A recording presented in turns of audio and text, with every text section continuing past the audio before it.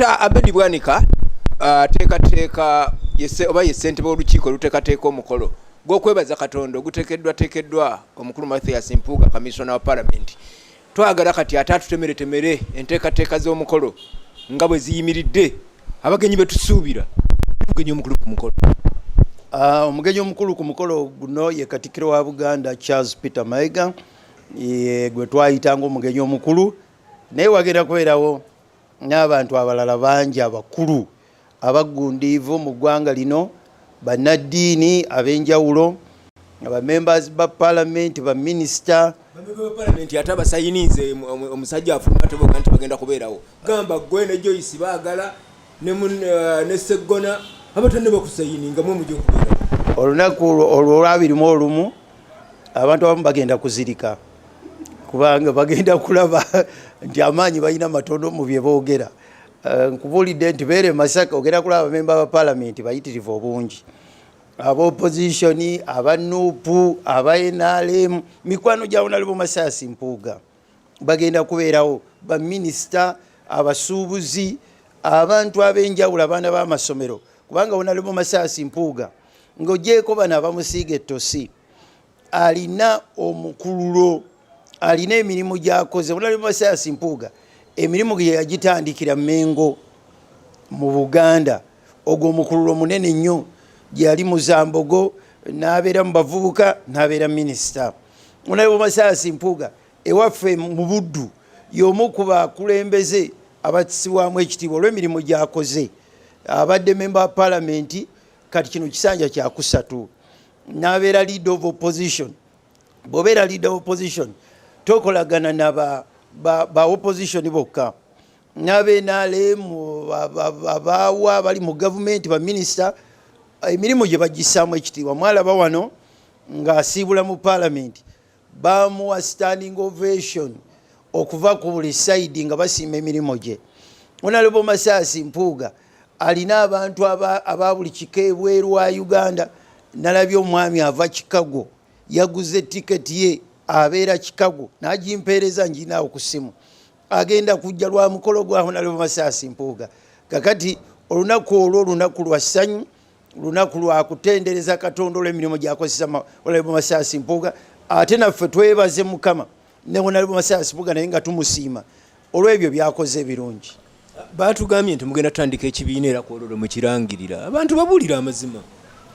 Olunaku lwa kwebaza Mukama bwe tuli batwagala okutandika ekibiina walema okubeera watutiisatiisa. Bwe tuli batukyagala era tujja kuvayo bukuukubira tukitegeeze bannayuganda nti abange gontemezaako mwe bannamawulire mubeera n'ebye tutamanyi nti bateekateeka okungoba nze Abedi Bwanika. Kakati bwe baba bateekateeka okungoba nange siri musiru, bwe bali ngoba bwe ndiba nsazeewo nti ngenda kutandika ekibiina nja kitegeeza bannayuganda. Naye guno omukolo gw'e Masaka gwa kwebaza Mutonzi. Ffe twawula ebintu, twawula ddi lw'oyogera ku by'ekibiina ate ddi lw'onoyogera ku bya Katonda. Enjawulo eriwo nti nannyini mukolo munnabyabufuzi. Ekyo kitegeeza nti wayinza okubeerawo ebigambo ebitonotono bannabyabufuzi bye boogera, naye omukolo gwa kwebaza Katonda. Eby'ekibiina sibimanyi, ate nze kyamaani w'omukolo n'alibadde mbimanyi. Omuntu mutemeretemere programu y'olunaku nga bw'eneeba kuva ku ssaawa 2, ssaawa 4, ssaawa 6 kiggwa ddi? Tuteekedde abantu omutwalo gumu, zigera kubeera tent abatudde obulungi. Tusuubira nti wayinza okubeerawo overflow abagenda okuyimirira, naye olw'okuba misa twagala abantu babenga batudde.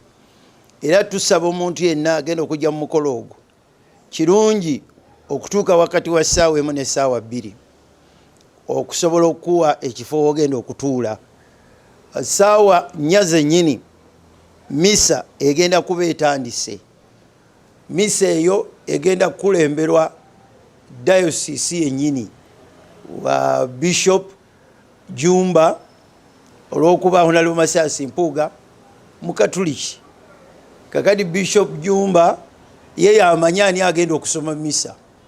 Kati sobola kuva eno Dr. Abedi Bwanika nga ndagirira ekereziya nti gundi abasoma ye yamanyi kuba ye yasabibwa okutuyamba okusobola okukakasa nti waliwo emisa. Omukolo ogwo misa eyo ejja kutambula paka ssaawa 7.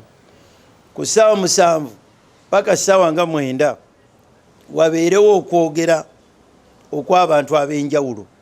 Of course Katikkiro ajja kwogera naye yasembayo ng'omugenyi omukulu. Honorable Masasi Mpuuga ajja kwogera, wabeerewo n'abantu abalala nga 2-3 abagenda okwogera. Tugende ku kyemisana. Bwe tunaava ku kyemisana tubeereyo n'okwogera okuwuliriza ku bayimbi abanaabeerawo n'amazina aganaabeerawo. Ebyo nabyo bijja kutwala essaawa endala nga 2 zokka. Bwe tumala omukolo guggaliweewo abantu nga basanyufu. Abantu bonna tubategekedde ekyemisana okusobola okukakasa nga gwe guli omukolo ogw'okujaguza ogw'okwebaza nti abantu balya ku kyemisana. Tusabye abantu baffe muleete ebirabo bya mirundi 2. Ebirabo eby'okwebaza omutonzi olwa obuweereza bwa Honorable Masasi Mpuuga. Ebyo tujja bikwasa ekereziya. Naate oyinza okwera n'ekirabo kyo ekyebaza Honorable Masasi Mpuuga. Gamba oyinza okwagala okumusibirira emmotoka eya kampeyini ezinaddako. Osobola ogimukwasizaawo yembalaasi gy'onoga nti nze bannange nina bondi omukulu ono nga byemulabamu musibiridde kino. Oyinza okujja n'ente eyo, oyinza okujja n'ekyo kyosiimye kyonna. Owajja kubeerawo ekyaganya ekitwala ebyo Katonda ate n'ekyebaza Honorable Masasi Mpuuga. Kano kakulu mukyali ba Nuupu wadde nze nkugambye nti babagobye olw'okugaana sayininga. President mwamu Honorable Kyagulanyi Robert Sentamu kaadi ezimuyita nze naziwandiika naweebwa obuyinza okuva mu komiti gye nkulembera okuyita President wa Nuupu, okuyita Secretary General David Lewis Rubongoya, okuyita spokesperson atenga Europe Joel Bisekezi Senyonyi, okuyita treasurer w'ekibiina Benjamin Katana, okuyita amyuka President Kyagulanyi Mumambuka Dr. Rina Zedriga, okuyita mumyuka mu bugwanjuba ye omukyala ayitibwa Jole, okuyita mumyuka mu buvanjuba Honorable John Baptist Nambeshi. Kaadi ezo zonna nenziwandiika bulungi nenzitwala mu office omutuula spokesperson ekirungi eri ku kizimbe kino ekya Parliament. Nze nazeetwalira era kamera zisobola okulaga nga nzitwala kuba Parliament erimu kamera, buli wolaga waliwo kamera. Era nina obukakafu nti kaadi ezo bazifuna.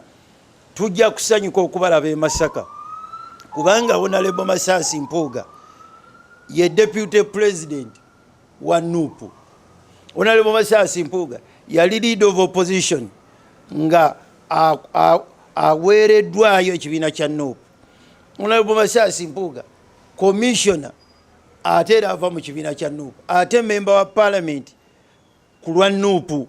Kati ebintu ebyo ebina ate Honorable Masasi Mpuuga y'omu ku bateekawo abazimba emisingi gy'ekibiina kya Nuupu. Tosobola kukiwakanya. Yayingiza bangi, yaleeta bangi, yakola ebintu bingi olw'ekibiina kyaffe.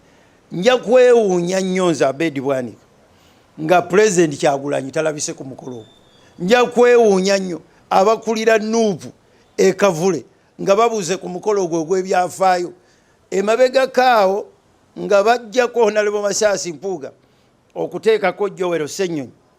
Nawulira mukulu Kyagulanyi agamba nti emirimu Honorable Masasi Mpuuga gyakoze gisaana okwebazibwa era n'atutuma nti buli we tumusanze tumwebaze.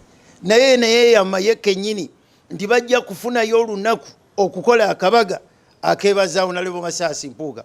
Ffe abannabuddu twamusooseeyo busoosi. Kakati kye yatuduumira kye tukola. Tumusuubira entebe ejja kubeerawo ekyenjawulo. Bo nga bajja olw'okuba omukolo gulimu ekereziya muteeketeeke. Tojja na bibinja. Twagabye kaadi. Tojja na bibinja.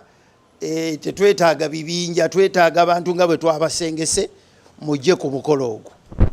Nangambye nkubuuze kaadi ya pulezidenti w'ekigaano gitwala ekavule ku kitebe neya sekuritale jeno n'ozitwala ku paalamenti si babaka ba paalamenti bwe bazeerabira.